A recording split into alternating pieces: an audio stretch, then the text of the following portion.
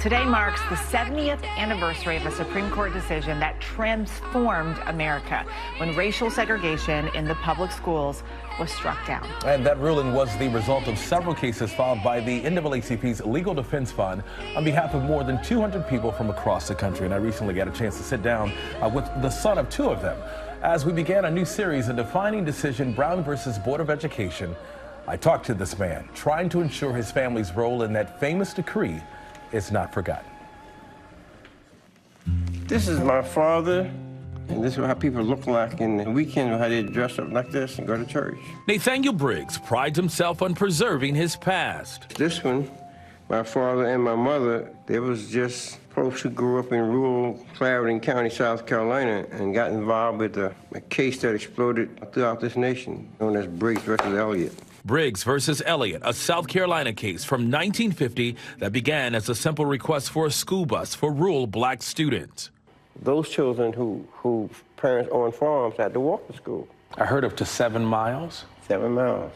Even in the rain, even in the wintertime. That request, ignored by the school board, turned into a legal challenge against racial segregation, and that case became part of the 1954 Brown versus Board of Education decision, with the Supreme Court ordering an end to segregation in public schools. Once we were able to desegregate schools, that led to a watershed moment in this country which ended segregation in so many other realms of society and workplaces. There were so many ways in which Brown is the wellspring of so many of the freedoms that we enjoy. Most people think the Brown decision was just one case named after the Brown family of Topeka, Kansas. But actually, it was a consolidation of 5 cases from across the country that the Supreme Court bundled into one. And the very first case of those 5 was Briggs versus Elliott. Nathaniel is the youngest child of Harry and Eliza Briggs, the first ones who signed onto the case that bears their name. I met him at the historic church where he is a trustee. This was a big risk back then. The pastor that spearheaded our movement, Reverend J. Delane, they burnt his house down, which is less than 100 yards from our house. But wasn't that enough to have your parents afraid? Those who had faith decided to stick together and change it, no matter what would come. What came for Nathaniel's parents, he says, was loss. They both were fired from their jobs. The community seemed to turn against them. The family was split apart when Harry Briggs left the state just to find work. I was 9 years old when my dad moved to Miami, Florida. So once a month, twice a month, he'll call up. When you're poor, you don't have a telephone back in that day, so go to the local funeral home and hear my dad's voice. Are you bitter because of what happened and how it feels like you guys were forgotten? No. Does it hurt?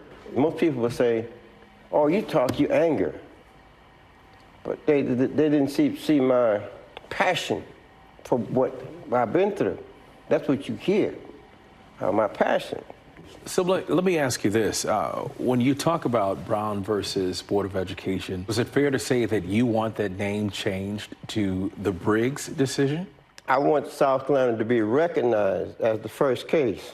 A well-known attorney took up that challenge and in 2023 asked the Supreme Court to consider a name change, but the court declined to hear that petition. So that historic pronouncement from 70 years ago continues to be known as the Brown decision. On this 70th anniversary, we should be asking ourselves, what is our Brown? What is our contribution to future generations? How are we going to advance our multiracial democracy so that 70 years from now, someone is asking about what we did? My parents and others of that generation can't speak for themselves.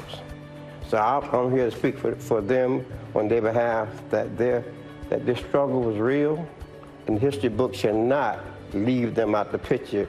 At times he would say, for all the stuff he had been through, he'll do it all over again. They both said that. What a story, and hard to believe that it's been 7 decades since it happened crazy. there.